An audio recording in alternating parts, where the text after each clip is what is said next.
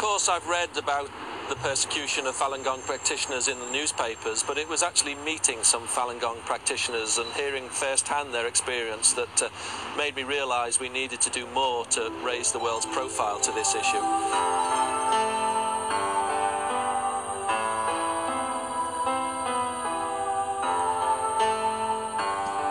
Falun Gong's guiding principles are truthfulness, compassion, and forbearance. The practice is peaceful, non-political, non-religious, free of charge, and of great benefit to practitioners' health and moral standards. Introduced to the general public in 1992 by Mr. Li Hongzhi, Falun Gong is practiced in over 50 countries around the world. Before the crackdown, 100 million people were practicing Falun Gong in China, more than the members in the Communist Party. Afraid that the movement was a threat to his power, Jiang Zemin initiated a ban on Falun Gong in 1999. He thought that he could eliminate Falun Gong in 3 months, but he was wrong. To see such terrible persecution for me, it was just absurd. And I couldn't understand at first why it was happening. I felt, my duty was to talk about human rights and freedom, because it's very important. I couldn't understand why they were persecuting such good people. The persecution is very, very severe. For example, with Falun Gong, you have thousands of people who have been detained. They have been sent to re-education camps. The leaders have got sentences from 2 to 18 years. The normal practitioners have been given re-education sentences of up to 3 years. They have been subjected to torture. There have been over 200 deaths in custody. And all this for the peaceful expression of their freedom of belief, which is guaranteed in the Universal Declaration of Human Rights, which China is a party to.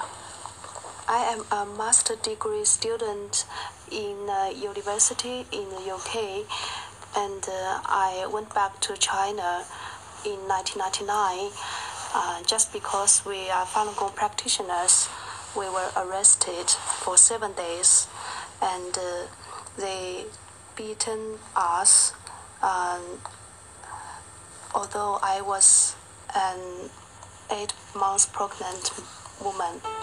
After several days, they deported us back to the UK, and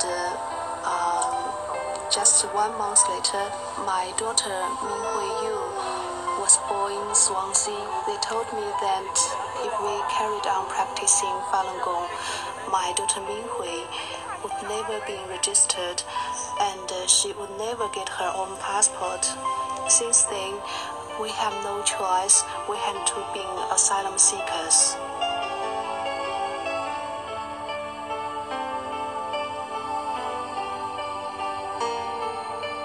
They did not register Minghui on the passport of Zheng Fang Mo or her partner as a Chinese citizen. So I've been trying to establish the citizen status of Minghui, and I think it's not right that any young child, obviously, is denied the right of citizenship, which is a fundamental human right that it should be open to us all. I think the case of Zhao Ming in particular highlighted in a very specific way the problem that exists for people who practice Falun Gong, and the fact that he had been a student here, was living in Dublin, made it very real for many people, and I think as well forced the Irish government to take it up in a very specific way when the Chinese Premier was here in Ireland some time ago.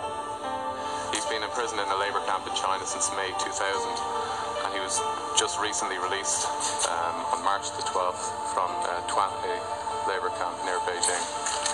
And we're here today to welcome back to Trinity and to his new life, Zhao Ming. During a period of 2 weeks, I was only allowed to sleep only 1 to 2 hours each day during the 2 weeks period.